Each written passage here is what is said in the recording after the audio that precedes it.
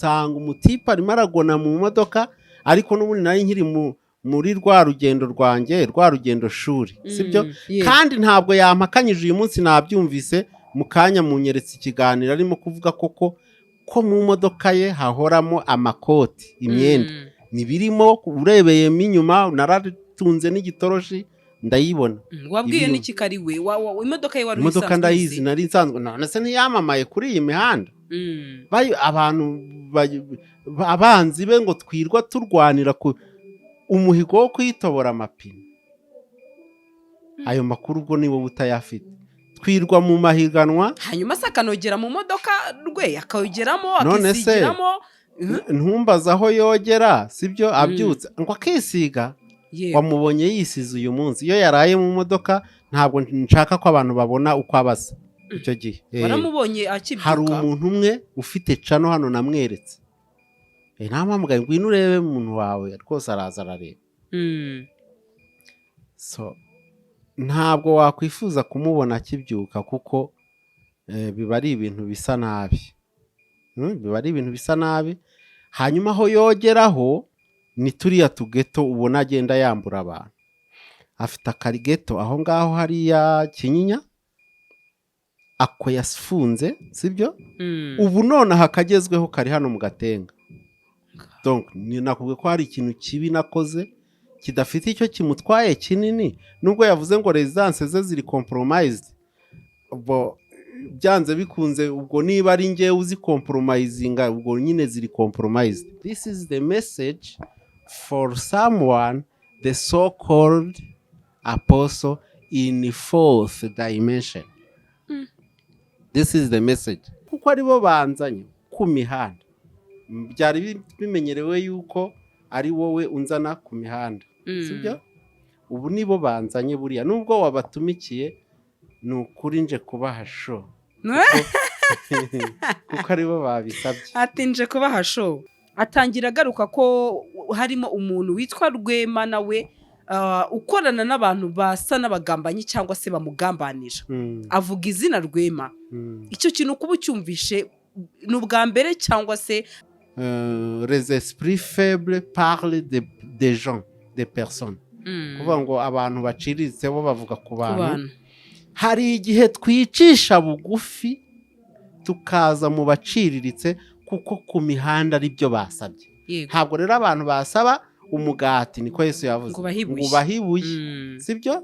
Reka tuvuge ku muntu mwashatse noneho kumenya. Muri make reka tuvuge imbwa mu mazina yazo. Nakoze iryo perereza ngo menye uwo muntu mpiga wariwe. Sibyo? Nza kumenya yuko ni umuntu nyine w'igicumbi nigeze kuvugaho kuri Max TV nzutse nyuma y'iminsi 3 nshyinguye. Hanyuma nza kubaza n'ikibazo cyabuze usubiza ngo igihe kubera yuko akunda kuvuga ijambo inkotanyi cyane mu mutwe we yari yibereye yiruka guhera byumba kugera tingitingi niho bamugaruriye mu mashyamba ya Kongo. Nabwo kubugira neza bw'iki kaza nkotanyi.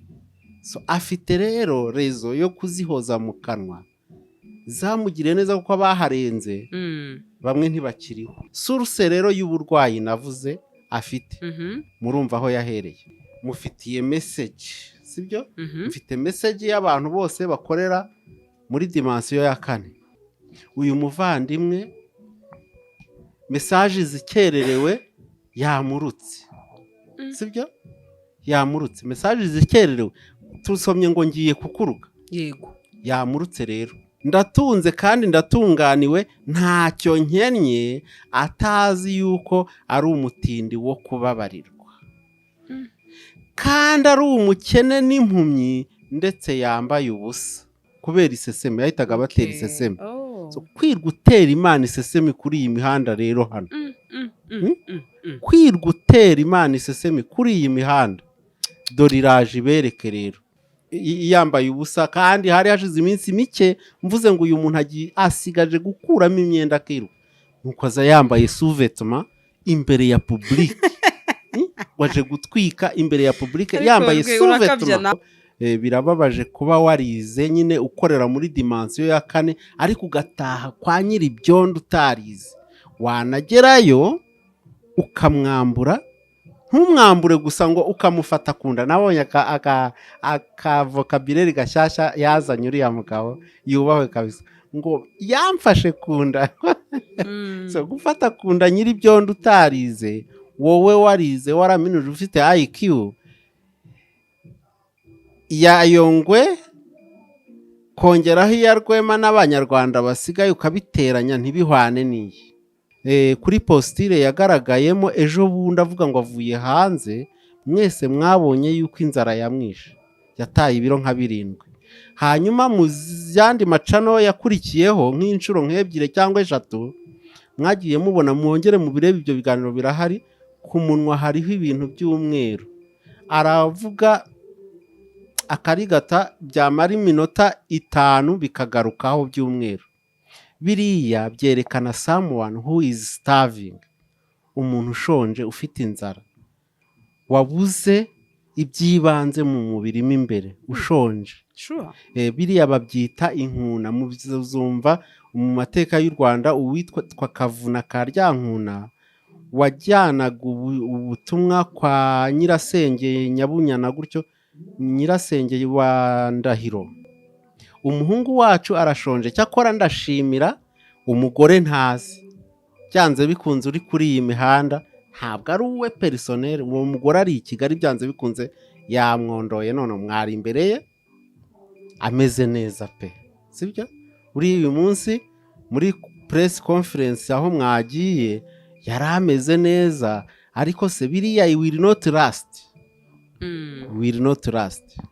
Hanyuma ucyumva yuko arimo nyirinzu amezi agera ku 7 cyangwa 8 niba nibeshye, ni cyo kintu cyagutunguye rwe, ndetse benshi baravuze bati RWEMA n'umuhanuzi, ati nyamara ibi yari yarabitubwiye ko Mutabazi arara mu modoka, ashobora ko hari amakuru yari afite. Ntabwo ari byo nahanuye, nge namusanze aryamye mu modoka, s'il vous plaît. Koze ubushakashatsi ku muntu numvise ari threat kuri njyewe, kugira ngo ndebe ko iyo threat koko nkwiriye kugira icyo nyikoraho cyangwa nkayirinda. Biza kurangira nsanze umuntu yirwariye, yifitiye indwara, naratabaje ngo mumuvuze muranga, none mwitega ibigiye gukurikiraho nabyo ndabibabwira, sibyo? Nabyo ndahita mbibabwira nyuma ya conference si yavugaga se ko ari gusaba amafaranga miliyoni 30 Perezida Kagame. Yego. Wapisha, hari ikintu kigiye guturika gikomeye. Turiya tugeto twose. Na nyirinzu waramwumvise avuga ati hari umuntu bararanye, bamubaje igitsina cya tirakarakati, mbabarire ndi umuntu mukuru ntabwo. Atijwe sinaryumvaga neza, barayibasenga. Ngewe ndi gusenga ngo habe hatari mutumineri, nkuko avuga ngo yari ubonye ngo benzi yiparitse kuri hoteli, ngo abayakodesheje izindi 5. Someone who is starving ntabwo yakodesha hoteli hano mu mujyi wa Kigali. Reka mbabwire, dore n'ikimenyetso. Hanyuma we yavuze ko arara mu modoka, urumva, bwacya nyine agize amahirwe abonye bukeye, agahita yatsa akirukanka muri bwa bugeto, agafungura mu rugi rw'imodoka ye, harimo imfunguzo zigera kuri 4 zifungura ahantu hatandukanye. Akagenda agafungura rero, agakaraba, akagenda. Niba se yaramaze kwishyura aho ngaho, none se kuki atarara muri iyo nzu kandi n'undi umva afite right yo kuba yayinjiramo? Bahamusange. Umuntu muzi mu makositimu atandukanye atira hano igikondo kwa Rujugiro ntiriwe namamaza, nabo rero ngo bakayamuha, bamuhaye kondisiyo, nugera kuri cano kanaka uvuge yuko ari twe tukwambika. Yahagera akanga kubavuga, bagahora mu makimbirane, ntabwo watuvuze, byanciyeho nabyibagiwe. Urumva? None amwe yarayatwaye, pere 2 zose muzababona nabo nibatinyuka nk'uriya musaza bakaza ku mihanda, muzababona baje kwishyuza imyenda yabo. Costume irahenda we, pere 2 ukaziba ahantu, ubabeshye ngo ugiye kubamamariza ntubikore. Bahashoza itariho ivumbi, kandi ngewe hari amakuru uzana byo inkaye, hari amakuru uri kuvuga nkumva agiye mu matwi yanjye. Igikondo hano ku muhanda w'amabuye, muzamuke mwinjireyo mubaze rwose ku muhanda w'amabuye igikondo uvuye muri kaburimbo ugakata rimwe gusa ugiye kwirebera mugende mubaze. Niko abantu b'abakene bafite mindset ikennye bose babaho bigana abandi bantu. Nambare nka kanaka ngura imodoka nkuko na kanaka ayifite, nuko njye nirwa ntunga abantu ko ntake muri kamera cyakora noneho kariya kantu kuva nakavuga ntabwo mperuka kubona ko ntake muri kamera. Dore nanjye ndi gutungamo telefone nawe umvuke telefone. Natwe dufite dimension dukoreramo tutaza kurata ahangaha. Birasobanutse. Tubyemere nk'ukuri nibyo basabye kuba wumvisha atakambira umukuru wacu w'igihugu atinya kubahwa rwose. Ngewe ndasaba ko wanyishyurira, dore hari umuntu umaze iminsi amamagara amamiliyoni 30 ambwira yuko ari umugore uzajya kuzifata. Muribuka mbabwira nti ibi bintu umuntu arimo gukora ageraho yishushanya pike tutazi. Muri comment baravuze ati wenda ni Patrick Karegeye, sibyo? Nta gihamya nta proof dufite yuko ari Paul Kagame. Noneho nabwiye nti ibi bintu hari icyo bisura. Babwira ibintu bingahe? 3. Nabonye umuntu untera ubwoba uwo ari we. So gushitura rero perezida ukamwiyandikaho ukamuhoza mu kanwa, byateguraga ko uzamusaba miliyoni 30 wagiye uri ukerera mu nda ngo azikwishyurire. Ntabwo ari bubikore. Muribuka mbabwira cyagiye ngo ntabwo ari bumusubize. Yamwandikiye nanone hari abambajije ngo ndatekereza ko igisubizo kiza kimeze gute. Ni on répond les imbéciles par le silence. Wari wabona company ikugurisha imodoka yarangiza ikayiha akazi kakwinjiriza wigaramiye? Iyo ni Swatas. Ku masezerano ashobora kugera ku myaka 3, amafaranga mwumvikanye uyasanga kuri konti yawe buri kwezi, ukagaruza yo waguze imodoka ku nyungu ishobora kugera kuri 60%. Tunakodesha amamodoka harimo umushoferi cyangwa yonyine. Dusanga aho dukorera munsi ya gare yo mu mujyi downtown ku muhanda uva Statistique ugana hahoze gereza nkuru ya Kigali. Ku mbuga zacu @Swatas no kuri 0787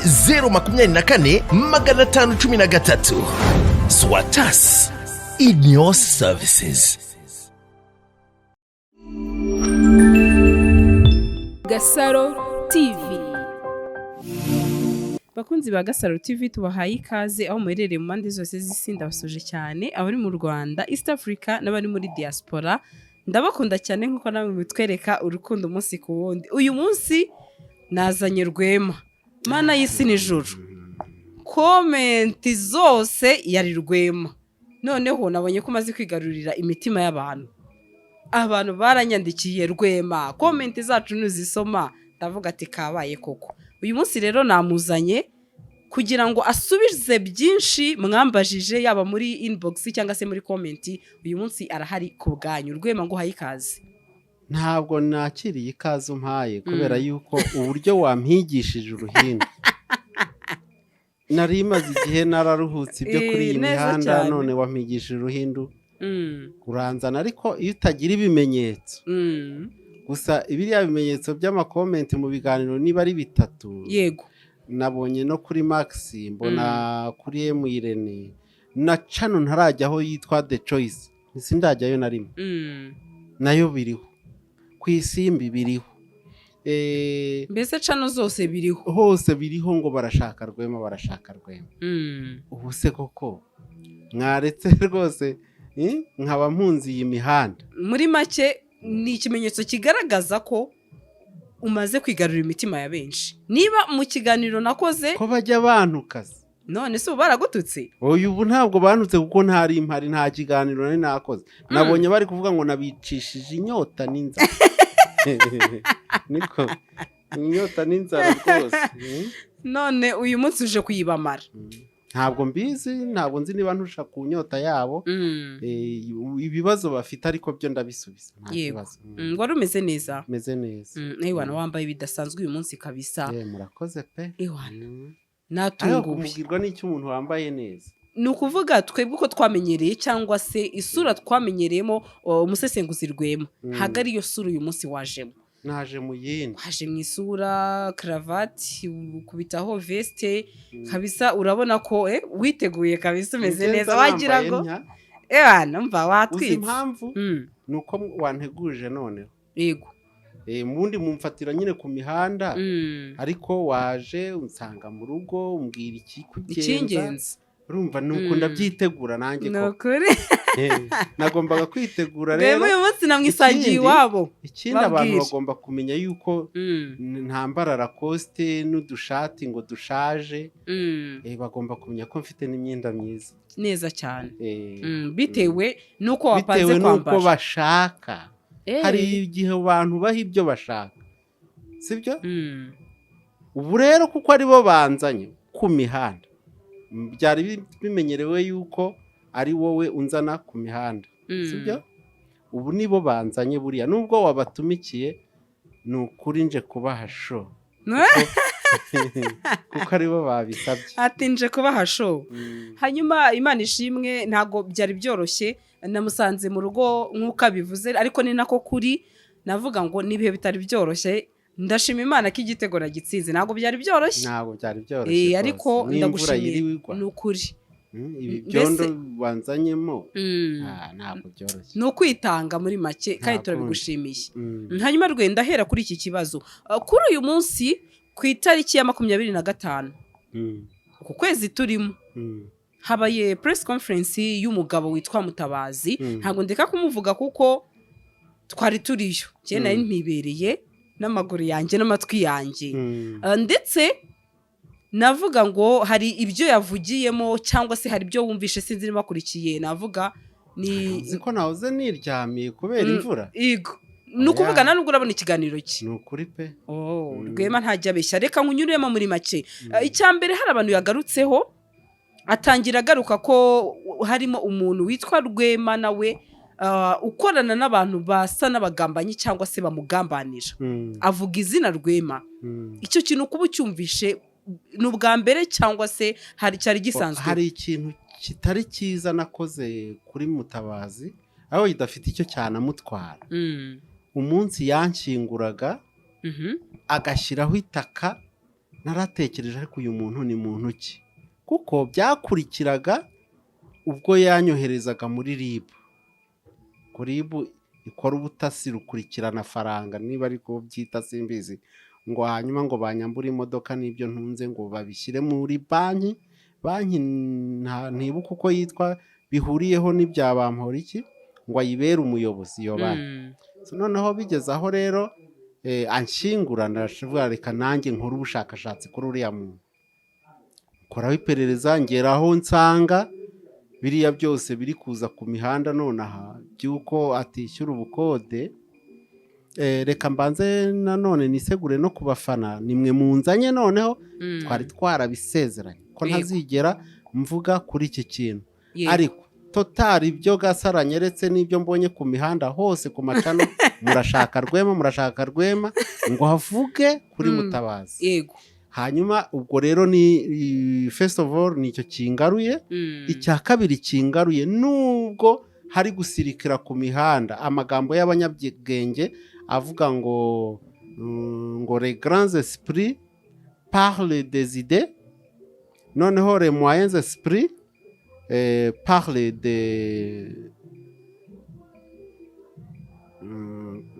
des événements noneho les esprits faibles parlent des gens des personnes kuvuga ngo abantu baciriritse bo bavuga ku bantu hari igihe twicisha bugufi tukaza mu baciriritse kuko ku mihanda ari byo basabye ntabwo rero abantu basaba umugati niko Yesu yavuze ngo bahibuye sibyo reka tuvuge ku muntu mwashatse noneho kumenya muri make reka tuvuge imbwa mu mazina yazo nakoze iryo perereza ngo menye uwo muntu umiga wariwe sibyo nza kumenya yuko ni umuntu nyine w'igicumbi nigeze kuvugaho kuri Max TV nzutse nyuma y'iminsi 3 nshyinguye hanyuma nza kubaza n'ikibazo cyabuze usubiza ngo igihe kubera yuko akunda kuvuga ijambo inkotanyi cyane mu mutwe we uyu munsi ngira ngo yasohoye ngo n'igitabo ngo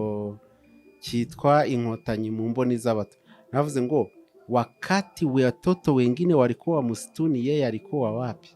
Igihe izindi nkotanyi nto cyane zari mu ishyamba zinyagirwa, zicwa n'inzara, ziharanira kubohoza iki gihugu, we yari hehe? Mu bushakashatsi rero mukurikirana nasanze yari yibereye yiruka guhera Byumba kugera Tingitingi, niho bamugaruriye mu mashyamba ya Kongo. Nabwo kubugira neza bw'iki bwa za nkotanyi. So afite rero rezo yo kuzihoza mu kanwa, zamugiriye neza kuko abaharenze bamwe ntibakiriho. Yego. Abandi bariho nabo bariho batariho. Ariko nawe ubwe byamusigiye ibisigisigi byose. Source rero y'uburwayi navuze afite. Murumva aho yahereye, sibyo? Yego. Murumva aho yahereye. Noneho ikaba bigeze ahangaha kuri uyu munsi mufitiye message, sibyo? Mfite message y'abantu bose bakorera muri dimension ya 4. Urumva? Yego. Iyo message iboneka muri Bibiliya mu gitabo cy'ibyahishuwe. Turatangira na Bibiliya, turaza gusoza na Bibiliya nanone, sibyo? Kubera yuko bibaye byiza ko buri muntu wese muri dimensiyo ye, buri muntu wese muri dimensiyo ye uza kuri iyi mihanda, bibaye ngombwa ko ikiganiro tugiye kugira na wese abonamo message, abona yuko natwe tugira dimensiyo dukoreramo, sibyo? Rero mu byahishuwe igice cya 3 ku murongo wa 14 turageza ku wa 21 nibwo dusoma texte ihari. Ni urwandiko rwandikiwe ab'Ilaodikiya, ariko muri make ntaho bitaniye n'iyo rwandikirwa abo muri dimensiyo ya 4. Batari bose, ariko babaye bose byaba byiza kuko buri wese arireba. Uzi ko aba muri dimensiyo ya kangahe? Ya 4. Wandikire marayika w'itorero ryo muri dimensiyo ya 4, umubwira aya magambo, utuwiyita meni, umugabo wo guhamya kandi ukiranuka w'ukuri, inkomoko y'iby'Imana yaremye, aravuga aya magambo ati nzi imirimo yawe, ndakuzi yuko udakonje kandi ntubiri. Yabaye wari ukonje cyangwa se wari ubizi. Nuko rero kuko uri akazuyazi, udakonje ntubire, ngiye kukuruka. Uyu muvandimwe message zikererewe yamurutse, sibyo? Yamurutse message zikererewe, tusomye ngo ngiye kukuruka. Yego. Yamurutse rero. Kubera iki yamurutse? Nuko avuga ati ndi umukire, ndatunze kandi ndatunganiwe, ntacyo nkennye, atazi yuko ari umutindi wo kubabarirwa, kandi ari umukene n'impumyi, ndetse yambaye ubusa. Dore ndakugira inama, ungureho izahabu yatunganijwe mu ruganda, ubone ukuba umutunzi, kandi ungureho n'imyenda yera. Sinambaye agashati kera cyane rwose na karavati nziza. Ungureho n'imyenda yera, kugira ngo wambare isoni z'ubwambure bwawe zitagaragara. Iyi message ikererewe kuko isoni z'ubwambure ziri ku mihanda already, sibyo? Kandi ungureho umuti wo gusiga ku maso yawe kugira ngo uhumuke. Abo nkunda bose ndabacyaha. Uwo ni Uwiteka uvuga. Wa wundi wiyita amen, ukiranuka, wera w'ukuri. Abakunda bose arabacyaha, akabahana ibihano. Nuko rero gira umwete wihane. Dore mpagaze ku rugi ndimo ndakomanga, umuntu wese wumva ijwi ryanjye agakingura, nzinjira iwe dusangire, maze unesha nzamuha kwicarana nanjye ku ntebe yanjye y'ubwami, nk'uko nanjye nanesheje nkicarana na data ku ntebe ye. Ufite amatwi, murongo wa 22, ufite ugutwi niyumve iby'umwuka bwira amatorero. This is the message for someone, the so-called apostle in 4th dimension. This is the message. Kandi ubu butumwa ni ubutumwa bwiza bw'iteka ryose.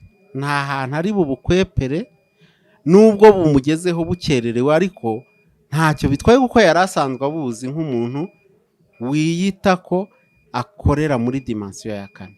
kubitiye mu ivi koko Ntabwo nkubitiye mu ivi, nsomye ibyanditswe sibyo, kugira ngo abantu bari kuri iyi mihanda bamenye yuko natwe muri dimansiyo dukoreramo dushobora kubwiriza ijambo ry'Imana. Kwibwira ko hari ikintu uzi kandi ntacyo uri uzi biragatsindwa imbere y'Uwiteka Imana, biragatsindwa. Ikibazo rero mbajije ndumva ari aho cyaganishwa sibyo, mbere yo ko twimbika mu kiganiro abantu bose bahirahira bafite n'akayahayeho ko kuba muri dimansiyo ya kane bumve ibibategereje. Kuko niba bo muri dimansiyo ya kane bitwara kuriya bose turagendesheje, Imana igomba kubaruka, nta kamaro bamaze. Kubera iki Imana hano yavuze ngo igiye kuruka aba bantu bo muri dimansiyo ya kane? Aha hantu ubumvise muri Bibiliya hitwa Laodikiya muri Palestina yo hagati, ni ahantu habaga amazi, urumva, amazi y'akazuyazi. Noneho abayanyweye bose bakayaruka kubera isesemi, yahitaga batera isesemi. Kwirwa utera Imana isesemi kuri iyi mihanda rero hano, kwirwa utera Imana isesemi kuri iyi mihanda, dore iraje ibereke rero. Nuko bya amazi yamaze kurenga inkombe, kurenga inkombe.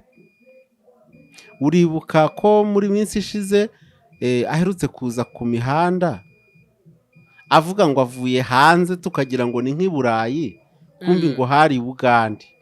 Nta n'ikimenyetso ariko cyemeza yuko ariho yari avuye koko. Mwaritegereje ifoto ye, yataye ibiro nka 7 ugereranyije nuko tumusanzwe tumuzi. Ugereranyije postire ye yambaye isengeri muri yindi press conference, ni press conference that one, iriya yindi yabaye numvishe n'imbwirwaruhame, ikiganiro mbwirwaruhame, aho yari yambaye ubusa kandi hari hashize iminsi mike mvuze ngo uyu muntu asigaje gukuramo imyenda akiruka, nuko aza yambaye sous-vêtement imbere ya public. Waje gutwika imbere ya public yambaye sous-vêtement. Imyenda yose y'imbere bayita sous-vêtement. Mwebwe mumenyereye yuko ikariso ariyo sous-vêtement. Yego pe, no kuvuga na sengle ni sous-vêtement. Ni sous-vêtement. Hanyuma ukajya imbere y'abantu rwose ngo watwitse, wabemeje, uzi ubwenge bukorera muri dimansiyo ya kane. Nukuri bariya abantu nibo basuzuguritse kuko bagiyeyo batahanuje. Se buriya batahanye iki? Ijambo ni rwawe. Ndomiye koko rwe uyu munsi utanze ukuri kwinshi. Ariko reka nkomereze kuri iki kibazo. Mutabazi we yivugiye uti ngiye amafaranga ndi muri ya mugabo ndayemera nyiri inzu. Uti ndetse nta n'umugabo utagira ideni. Nibyo nanjye mfite amadeni pe. Nanjye ngira ideni. None se kuki hari abatera ideni nta kibazo amabuye Mutabazi kandi nabo bafite amadeni? None se bamuteye amabuye kubera ko afite ideni? Hari benshi barayamuteye rwe. Urebe ikiganiro cy'uriya mu papa benshi avuze ati kumbi wirirwa wiyemera ukirirwa wirata urimo n'amadeni. Kugira ideni ntacyo bitwaye. Ikibazo ni ukwanga kwishyura nyiri inzu, nyiri byondo. Harya nihe duheruka kugirana ikiganiro mvuga ngo birababaje kuba warize nyine ukorera muri dimansiyo ya kane ariko ugataha kwa nyiri byondo utarize. Wanagerayo ukamwambura, ntumwambure gusa ngo ukamufata kunda. Nabonye aka vocabulaire gashyashya yazanye uriya mugabo yubahwe kabisa, ngo yamfashe kunda. So gufata kunda nyiri byondo utarize, wowe warize waraminuje ufite IQ yayongwe kongeraho iya RWEMA n'abanyarwanda basigaye ukabiteranya ntibihwane n'iyi. Biriya bintu birakomeye, ntabwo Imana yabyihanganira. Ntabwo Imana yabyihanganira. Hari umwana wo muri dimansiyo ya 3 uherutse kuza, ndamwita umwana ntayobewe ko ari umugabo ufite umugore. Mwita umwana kuko ni murumuna wanjye, ni muto kuri njye. Icya kabiri afite n'akabavu gato koko. Icya gatatu arahanura n'ibintu biciriritse twamaze gushyira ku mihanda kera ngo mutabazi ijwi ryamubwiye ngo mutabazi ngo amusengere ngo kandi nawe yisengere nuko ngo kuko yari yarigeze guhanura ngo aziritse amaturo ye akayafunga sibyo amufungira amaturo kubera gusuzugura ituro ry'ibihumbi 100 ibyo bintu byabaye mu minsi ishize sibyo yego rero yihaye ngo gufungura ayo maturo abo muri dimension nkoreramo ntabwo twayafunguye bigomba kubara at least not at last byibura imyaka 3 n'igice ya yindi Eliya yahagaritse imvura urumva ntiyigwe mu gihugu bikamara imyaka 3 n'igice yego ayo maturo yihaye gufungura rero ntabwo twe twayafunguye donc amaturo ntabwo ashobora kuza twari tuvuze ku ifoto ku ishusho kuri postire yagaragayemo ejo bundi avuga ngo avuye hanze mwese mwabonye yuko inzara yamwishe yataye ibiro nka 7 hanyuma mu yandi macano yakurikiyeho nk'inshuro nk'ebyire cyangwa 3 mwagiye mubona mwongere mu birebe ibyo biganiro birahari ku munwa hariho ibintu by'umweru aravuga akarigata byamara iminota 5 bikagarukaho by'umweru biriya byerekana someone who is starving umuntu ushonje ufite inzara wabuze ibyibanze mu mubiri imbere ushonje sure biriya babyita inkuna muzumva mu mateka y'u Rwanda uwitwa Kavuna ka Ryankuna wajyanaga ubutumwa kwa nyirasenge Nyabunyana gutyo nyirasenge wa Ndahiro umwami Ndori wari warahungishirijwe Karagwe sibyo noneho uwo Kavuna kubera inzara yamwiciraga mu nzira ibyo kurya by'impamba byashize nuko akarya inkuna n'ibiriya bintu by'umweru rero biza ku munwa w'umuntu ushonje sibyo umuhungu wacu arashonje cyakora ndashimira umugore ntazi byanze bikunze uri kuri iyi mihanda ntabwo ari uwe personnel uwo mugore ari i Kigali byanze bikunze yamwondoye none mwari imbere ye ameze neza pe sibyo uri uyu munsi muri press conference aho mwagiye yari ameze neza ariko se biriya will not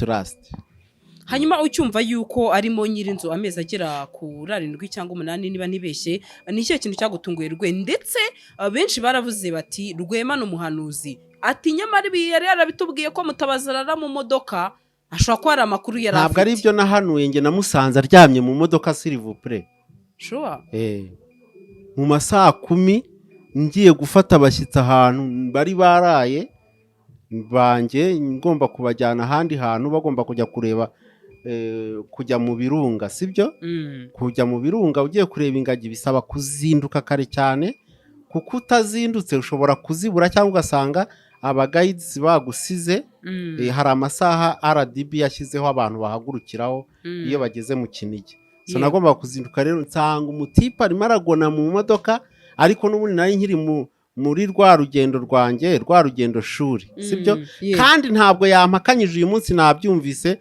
mu kanya munyeretse ikiganiro arimo kuvuga koko ko mu modoka ye hahoramo amakoti imyenda nibirimo urebeyemo inyuma naratunze n'igitoroshi ndayibona wabwiye n'iki kari we imodoka ye wari imodoka ndayizi nari nsanzwe none se ntiyamamaye kuri iyi mihanda abantu abanzi be ngo twirwa turwanira ku umuhigo wo kwitobora amapine ayo makuru ubwo niwo utayafite twirwa mu mahiganwa hanyuma se akanogera mu modoka rwe akayogeramo akisigiramo ntumbaza aho yogera sibyo abyutse ngo akisiga wamubonye yisize uyu munsi iyo yaraye mu modoka ntabwo nshaka ko abantu babona uko abasa icyo gihe baramubonye akibyuka hari umuntu umwe ufite cano hano namweretse ntampamagaye ngwino urebe umuntu wawe rwose araza arareba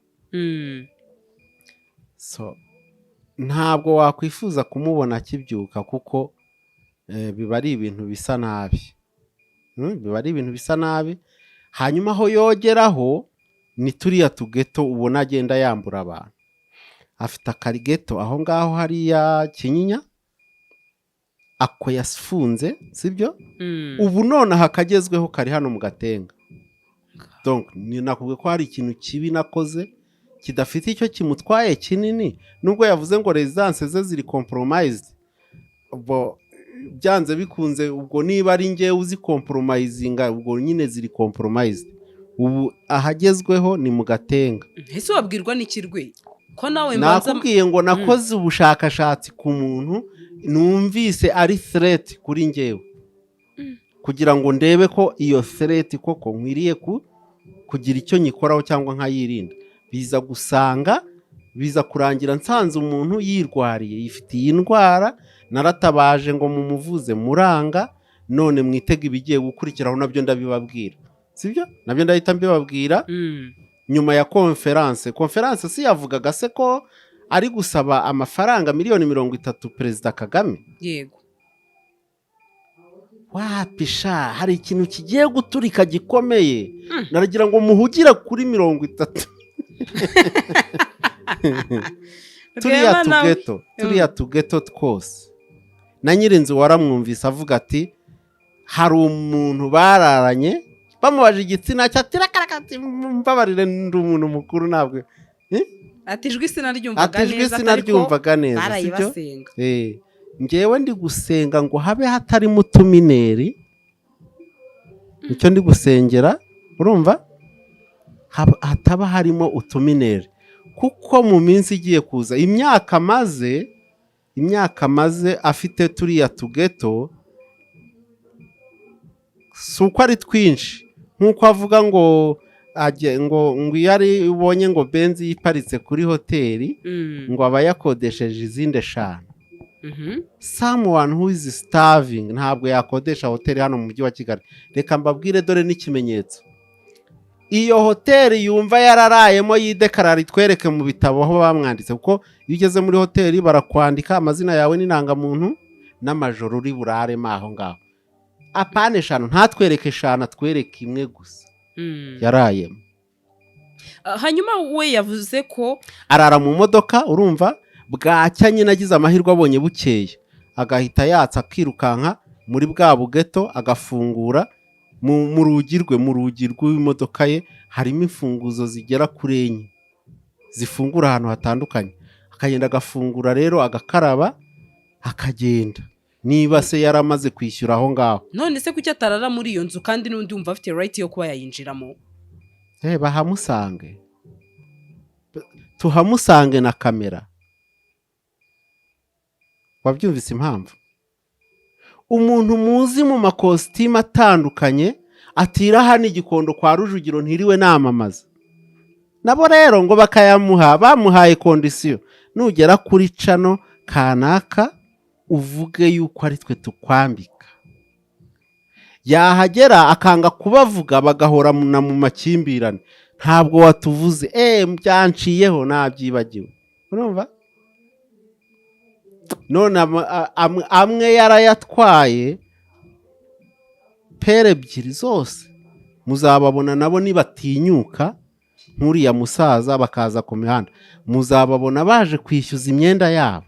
Costume irahenda we, pere 2 ukaziba ahantu ubabeshye ngo ugiye kubamamariza ntubikore, warangiza ukazishyira nyine mu modoka. Yabyemeye iyo no munsi yabyemeye.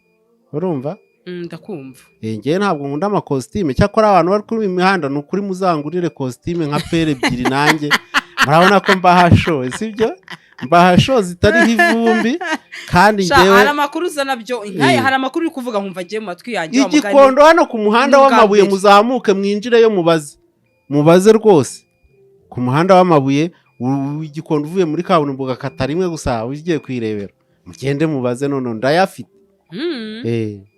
Hanyuma iyo mvuze ibintu bikomeye cyane hano abantu barantuka bakazagaruka gusaba imbabazi. Sibyo? Ngewe ni ukuri ntabwo icyambere nta nyungu mfite yo gusebya umuntu. Icya kabiri, iyo usebye ni wowe uba warisebeje. Wisebeje ute? Wisebeje wiha kubaho ubuzima bw'abandi bantu ngo wisanishe na ba runaka, sibyo? Batakwitayeho niko abantu b'abakene bafite mindset ikennye bose babaho bigana abandi bantu. Nambare nka kanaka ngura imodoka nkuko na kanaka ayifite, nuko njye nirwa ntunga abantu ko ntake muri kamera cyakora noneho kariya kantu kuva nakavuga ntabwo mperuka kubona ko ntake muri kamera. Dore nanjye ndi gutungamo telefone nawe umvuge telefone ko ntake ngumva kuki muvuga Rwema murashaka mutwikire kubera iki? No njyewe ntabwo nta bintu byo gutwika mba nkeneye, sibyo? Nta views nkeneye views, ndabahamagara mukaza kuri channel yanjye RWEMA Solutions. Niho nakenera views. Njye nkeneye views kwa Gasaro ngo zimarire iki? Gasaro arampemba iyo channel ye. Dore ejo bundi musibe ejo sibohereje kasheke se barakohereje. Ntabwo ngenda yabona. Uze kureba neza muri account arimo. None njyewe nza gushaka views kuri Gasaro akarya nge nkaburara? No. Hanyuma rero uno munsi yagaragaje itandukaniro ryacu twebwe muhamagara n'itandukaniro rye wihamagara. Kwihamagara nukuza akagutereta wowe Gasaro ngo umuhe ikiganiro. Ndabeshya? N'ahandi hose ariko njyewe ntabwo nshobora kuza ku mihanda mutanzanye, nibishoboka. Nta naka message nshobora kukwandikira ngo none se unze dukora ikiganiro. Oya, none yabashyize hanze muri press conference, ntimukimuha ibiganiro kubera yuko mumushaka aza kuvuga arwanya leta ngo nibwo mubona views, right? None kubera yuko mutakibimuha rero ahubwo ntiyamentioninze ngo barunaka. Tuzi channel yajyagaho zose ntituzi. Niyo mpamvu uyu munsi ntago twahita tuvuga ko yapointinze ngo runaka. Yapointinze channel yajyagaho zitakimuha ibiganiro. Ntabwo muheruka ku Gasaro rero. None se wibwira ko ibyo yavuze ari ukuri? No, ntabwo ibyo yavuze ari ukuri. Icyo yavuze cy'ukuri nuko atakiza ku Gasaro ku macano. Ntabwo yamentioninze Gasaro. Ntabwo yakamentioninze, yavuze amacano. Yego. Rero channel GASARO TV ni channel. Rero witonde ibyo uri kumbwira kuko mfite ibindi biri mu mutwe. Sibyo? Hari n'ibiri kumanuka biza mvuga. Ntimukimuha channel kubera yuko impamvu ndayizi. Araza akababwira ati ni mumpa amafaranga. Sibyo? Nkuko muyaha Rwema, nkuko muyaha kanaka wundi uyu n'uyu, nanjye ndashaka amafaranga. Rero mwareba content ari buzane mugasanga bidakwiranye n'ayo mafaranga. Duca amafaranga? Hari abo nyaca. Hari abo yaca? Bose ngewe ntabwo njya mbesha. Twebwe turabanyamugisha rero. Hari abo nca anasha amafaranga. Buriya hari abagutangira, abafitemo sponsorship. Hari abayagutangira kuri iyi mihanda.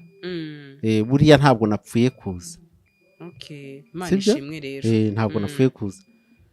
Kandi nanone tubwira abantu cyangwa ubivuguruze niba ari nge wizanye cyangwa atari mwebwe mwanzanye. Ariko navuze ko nagutumiye. Sinzi impamvu ushaka ko nongera kubisubiramo kandi twabisobanuye. Niba wabisobanuye rero ndi kurwanya ikintu kigaruka ngo yirirwa kuri iyi mihanda ngo abaza kuvuga iki. Ngo kandi ari umukire. Nza kuvuga ibyo bampamagariye. Yego pe, ndabyemera. Kandi benshi atari bakeya mu macano ncaho bampa amafaranga. Rero ayo mafaranga njyewe nzi akamaro k'amafaranga. Ntabwo nayaterera hasi. Sibyo? Buri giceri nge kirabara. Buri giceri kirabara. Ibiceri 10 by'ijana bihwana n'inoti y'igihumbi, izikuba 2 5 bikaba 5 bikazabyara miliyoni nyinshi. Kubyumva? Ndakumva. Aho kwirwa ndi hano nsabiriza inzara yanyishe. Kubyumva? Ayo ngayo bambwira bati dusesengurira ibi bintu tuguhaya naya, ngewe ayo mumpa ntabwo nyemera. Dore facture yanjye uwumva ashobora kuyifesinga akampamagara. Iyo uri company, sibyo? Iyo uri company ushaka wenda public speech ni 590. ku isaha. Hanyuma hakabaho n'iyindi saha imwe irimo iminota 30 yo kubaza ibibazo. Indi 30 mukayikoresha uko mubyumva muri preliminaire n'ibindi bitandukanye cyangwa muri closing remarks. Hanyuma iyo uri umuntu ku giti cyawe wishyura 118. Sibyo? Ayo 90 ari kurenga, ayo 18 ari kurenga ni inyuguti RRA. Kuko ndi registered muri Rwanda Revenue ku musoro wa TV. So ncuruza amagambo rero ariko ari mu iki ubwenge. Natwe dufite dimension dukoreramo tutaza kurata hanga. Sibyo? Birasobanutse. Hanyuma niba bisobanutse rero. Niba bisobanutse. Naje ahangaha mushaka ko topic ibiyingiye. Nta kuntu rero nabima ibyo mushaka. Cyane. Ni nabyo basabye rega. Tubyemere nk'ukuri nibyo basabye. Kuba wumvisha atakambira umukuru wacu w'igihugu.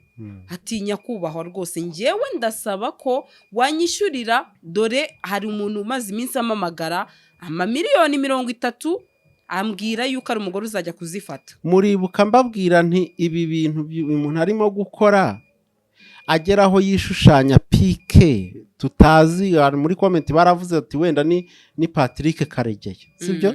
Nta gihamya nta proof dufite yuko ari Paul Kagame. Noneho nabwiye nti ibi bintu hari icyo bisura. Babwira ibintu bingahe? 3. Hashize ukwezi ibi bintu mbivuze. Icyambere nabwiye nti uyu mutipe hari amanyanga makomeye cyane yakoze ari gutwikira, ari gupfukirana. Hano kuri channel yawe narakubwiye natanze urugero wenda akamineri wenda yatapfunye. Natanze urugero hano niba urwibuka. Ni wenda for example ara akamineri yateye inda muri buriya bugeto. Kakaba ubu ngubu gasigaje wenda kari gusaba imyenda y'umwana yo kujya kubyara. Hanyuma kakaba kari kuri pressure nanone kagiye gupimisha inda batise n'umwana ninde. Akaba afite impungenge z'ibyo bindi. Hanyuma wibuke ko no muri press conference mwagiranye uyu munsi yavuze ikibazo cya space yabayeho yitwa iki? Ibyo biganiro byo kuri Twitter bya nijoro bazanyemo na bill ya 200,000 ngo bari babyise urukiko. Yararimo ubwe arabizi. Yarari muri iyo space.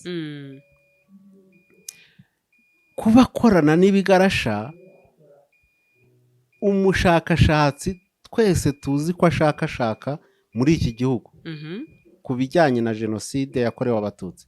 Tom Ndahiro aherutse kumuvugaho ejo bundi niba atari ejo. Niyo mpamvu habaye conference de presse. Mwebwe ntimuyoka kugira ngo asisibiranye. Wibuke neza ko umunsi namujyanaga kuri Max TV mvuga ngo nazutse. Sibyo? Yaranshyinguye none nyuma y'iminsi 3 ndazutse, ntarajya he ararengera he. Ndaza nshyira ibi byose byimwita ubuhanuzi mbishyira ku mihanda. Icyo yakoze urakizi? Yahise yorganiza ngo conference nanone ngo mbwirwa ruhame mu Bugesera la Paris. Ngo abantu 300 b'inshuti ze kandi ngo batwebwe ngo tumwanga ntihazagira uhirahira kuhagera atazamusohora. Byarabaye ntibyabaye? Byarabaye. Hanyuma Bugesera abonye atari bwigondera iyo hoteli. Kora Paris ni hoteli irenze kurusha na zimwe muri hano Kigali. Kofi yaho ya kofi yavuga ngo aragurira abantu 300. Igura 3,500. Kofi yaho nibi biciro nabo batarabizamuye. Sibyo? Yego. Urumva ko ari ahantu nzi nsanzwe ngenda. Arabyimura bizana classic. Hanyuma abanyamakuru twahabonye umwe Kasiye Pizo amafoto yafashe twabonye ko abantu 300 bitabiriye koko. Kandi bagize amahirwe no kwitabira kuko umuntu yabagiye imbere yambaye sous-vêtements. Dushakisha n'ikintu yababwiye kugeza ubu ntikiramenyekana. Turi kumwe? Turi kumwe. Iyo rero umbwiye amagambo nk'ayo bisa nkaho uri kwigiza nkana cyangwa uri kubaza ibibazo bimwe n'ibyo mwarimu abaza. Kuba rero yabwiye President Kagame ngo mwishyurire miliyoni 30. Miliyoni zingahe? Miliyoni zingahe? 30. Kandi ngo arateranya ngo afite urutonde ngo aragenda yerekana ngo aya kanaka hatabariwemo aya nyiri ibyondo w'ikinyinya kuko we ngo yamusuzuguye akaba umugambanyi. Igihano gihinduka kwanga kwishyura ubukode atabubuze kuko akorera $1,000 ku isaha ni miliyoni 1,50,000. Ntabwo habuzemo ibihumbi. Abantu kuri iyi mihanda numvise bose bari gushyira mu majwi ngo ni amezi 7. Yari amezi 7 cyagihe muri voice z'abayobozi bo ku murenge no ku karere. Ubu ni amezi 9 kuko nyiri byondo avuga yuko muri uyu mwaka dore turangije ukwezi kwa 9 nta giceri na kimwe yigeze yishyurwa. Hanyuma promesse yavugaga ko azishyura mu kwezi kwa 8. Wa muntu w'umukire promesse ivuga ko azishyura mu kwezi kwa 8, kwararangiye no kwa 9 dore kurarangiye. Imfunguzo aracyaziryamye ari gufata kunda ko kuri ya mugabo, ariko iriya vocabulaire yazanye n'ukuri gufata kunda. Nge ndi kwibwira ntamusobanuje ko ari ukumubuza kurya, sibyo? Yego, ni ukumubuza kurya. Rero gusaba kwiyandika ngo pike mu mutwe n'ibindi byose mwabonye nababwiye ko ari diversion no gukavaringa ibintu bibi cyane bikomeye. Ntabwo biraza ku muhanda mwitonde. Ubu hamaze kugera 2 nyiri byondo wo Kinyinya, umugabo w'umurundi uri mu Bubirigi, sibyo? N'abandi baraje, harimo abagore batapfuniraga muri turiya tugeto twose. Nkubwiye ko akari recent, akageto kari recent kari hano mu Gatenga hano hirya. So rero urumva ko residence zose zabaye compromised, sibyo? Nta kindi nashakaga, icyo nashakaga narakibonye. Nabonye umuntu ntera ubwoba wariwe, sibyo? Nabonye umuntu untera ubwoba uwo ari we. So gushitura rero perezida ukamwiyandikaho ukamuhoza mu kanwa, byateguraga ko uzamusaba miliyoni 30 wagiye uri ukerera mu nda ngo azikwishyurire. Ntabwo ari bubikore. Muri bukambabwira cyagiye ngo ntabwo ari bumusubize. Yamwandikiye nanone harabambajije ngo ndatekereza ko igisubizo kiza kimeze gute. Ni on répond les imbéciles par le silence. Un imbécile se répond toujours par le silence. Kandi nta muntu warusha Perezida Kagame guceceka iyo ari ngombwa, sibyo? Perezida wa Repubulika ndamuzi, ntabwo ari aposo, no, ntabwo ari umunyamadini, nta bya Yesu ashimwe, ibyo bintu ntabwo abigira, nta bihari.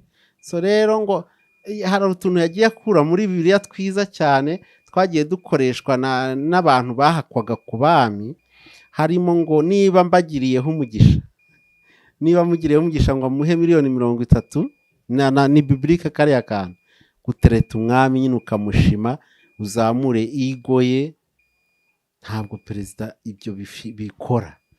Hari ukantu yanditse kuri tweet ngo hari ibintu bidakora hano, ngo agiye mu masengesho y'iminsi 21, ntabwo azagaruka ku mihanda. Buretse mu kanya utarabyibagirwa ndakubwira icyo bisobanura ibigiye gukurikira. Wari wabona company ikugurisha imodoka yarangiza ikayiha akazi kakwinjiriza wigaramiye? Iyo ni SWATAS. Ku masezerano ashobora kugera ku myaka 3, amafaranga mwumvikanye uyasanga kuri konti yawe buri kwezi, ukagaruza yo waguze imodoka ku nyungu ishobora kugera kuri 60%. Tunakodesha amamodoka harimo umushoferi cyangwa yonyine. Dusanga aho dukorera munsi ya gare yo mu mujyi downtown ku muhanda uva Statistique ugana hahoze gereza nkuru ya Kigali. Ku mbuga zacu @SWATAS no kuri 0787 SWATAS, in your services. GASARO TV.